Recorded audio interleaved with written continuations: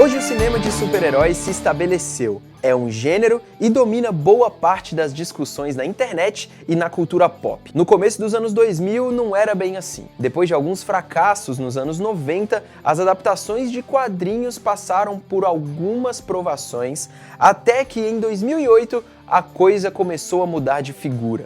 Apoiada por sucessos como X-Men, Homem-Aranha e Batman Begins, o Marvel Studios fez o seu primeiro filme independente com um personagem pouco conhecido do público até então, o Homem de Ferro. E nesse primeiro episódio do especial Marvel 10 anos, vamos fazer uma breve viagem no tempo para conhecer mais sobre o desenvolvimento, a produção e o legado que Robert Downey Jr. e Tony Stark deixaram para o cinema de super-heróis.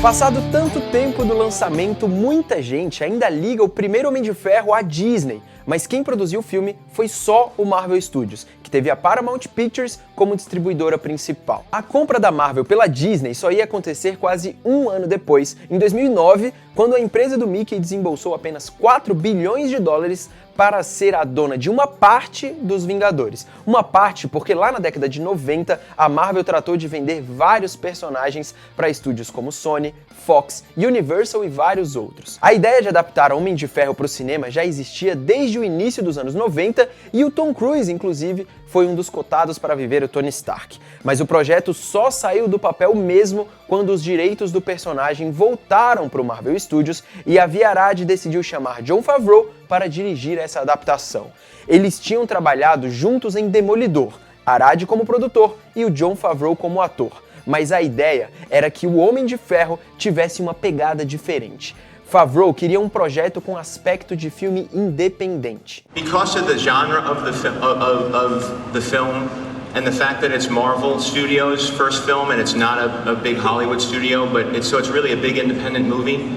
And Marvel has shown that these types of movies could be very successful at the box office without having a big name driving it. And I think Chris Nolan also really opened the door a lot with Batman Begins.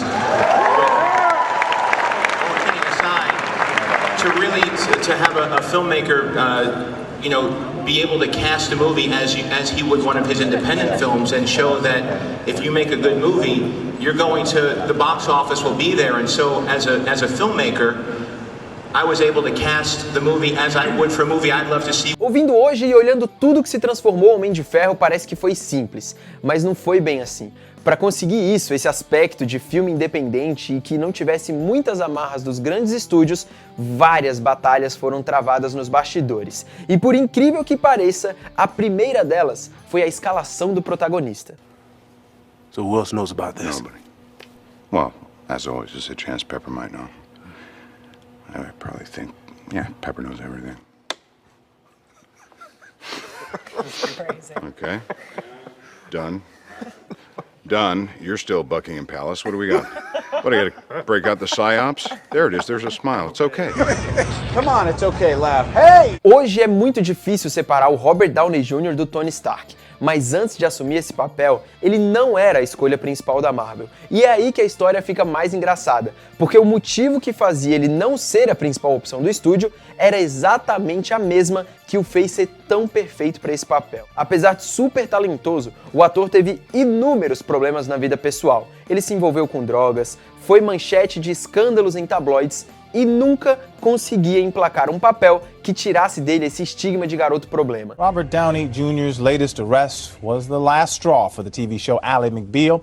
He was fired yesterday. Once a definitive decision is made, and I know that there's all the stuff about it's a disease, it's a moral dilemma, it's this, it's all this other stuff, but I think at the end of the day, it's the lack of making a solid personal decision.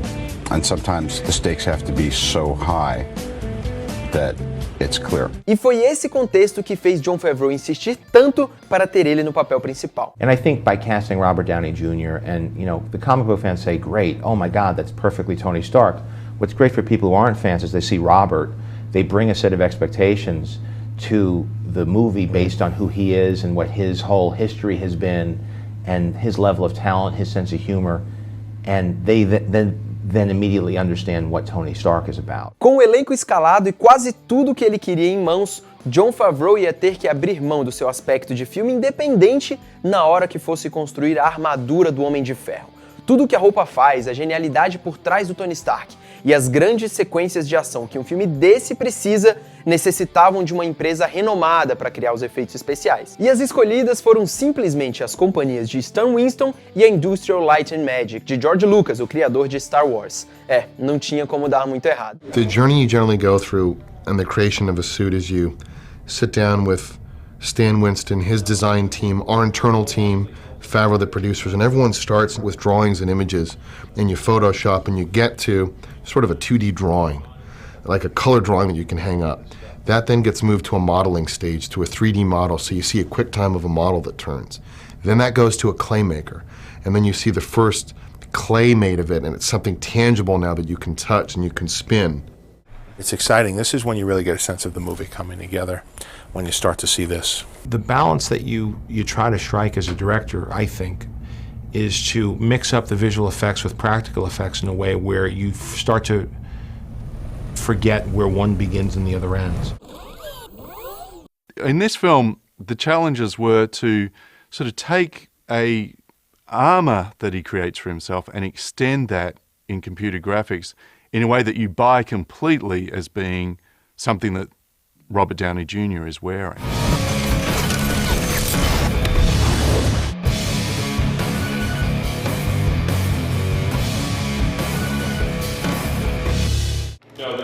Oh, I see. This is rotational, right? Talvez tenha sido essa combinação mágica de um roteiro focado no personagem com um ator tão parecido e dedicado ao papel que tenha feito o Homem de Ferro deslanchar e iniciar o universo da Marvel nos cinemas. Mas é principalmente nas pequenas preocupações na construção de uma fantasia com o pé no chão, como tanto diz o Jon Favreau, que o filme se diferenciou. E a oficina do Tony Stark talvez seja o grande símbolo disso tudo. It was the space that was going to tell you before he got captured and builds the Mark I suit that he's a guy who likes fabricating, he likes working with his hands. That was important to make that leap so that it didn't just jump into fantasy land when he was in a cave and builds this suit. Tonight, we're seeing the actual actors from the movie Iron Man.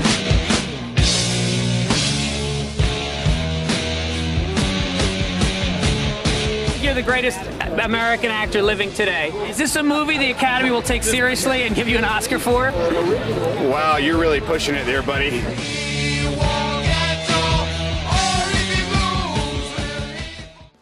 A história de Homem de Ferro setou várias coisas importantes para o universo da Marvel e para o gênero de super-herói no geral. A trilha sonora com rock pesado, o senso de humor irônico do protagonista e principalmente a quantidade impressionante de easter eggs espalhados ao longo de 2 horas, e que todos eles seriam usados nos filmes seguintes. O vilão Whiplash é citado, a corporação Roxxon é mostrada, até o dragão Fin Fang Foom tem uma aparição. E claro, a SHIELD está em Homem de Ferro. Mr. Stark.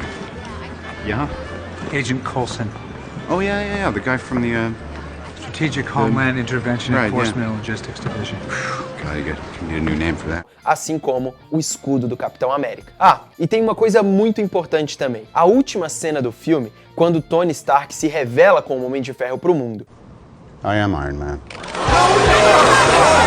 A partir dali, a Marvel praticamente deixa definida a ideia de que a identidade secreta dos seus heróis não seria um assunto crucial nos cinemas, enquanto nos quadrinhos isso é uma questão super importante, nas telas isso é um detalhe quase ignorado, já que todo mundo sabe quem é quem e quase ninguém vive usando máscara.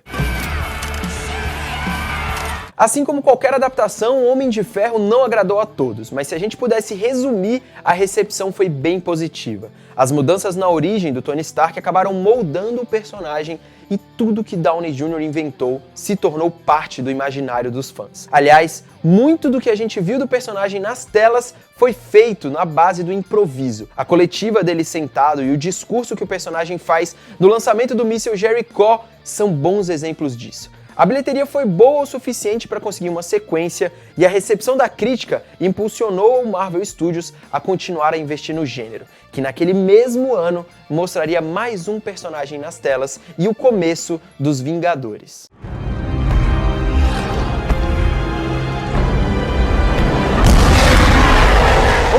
um dos filmes de super-herói mais importantes não porque fez algo que mistura realidade com ficção ou porque tem mais o pé no chão. Outros filmes, como Batman Begins e X-Men, têm uma contribuição tão grande quanto neste quesito. A diferença da estreia do Tony Stark é que ela foi o Big Bang do universo da Marvel nos cinemas. A partir dali, começou a era dos Vingadores nas telas e provavelmente a era mais lucrativa da história dos super-heróis. O tal filme independente do Jon Favreau, do Kevin Feige e do Robert Downey Jr. foi a origem de uma era que até hoje perdura e não parece avistar o fim tão cedo. There's not much I can do for you, but I'm going to show you a good time.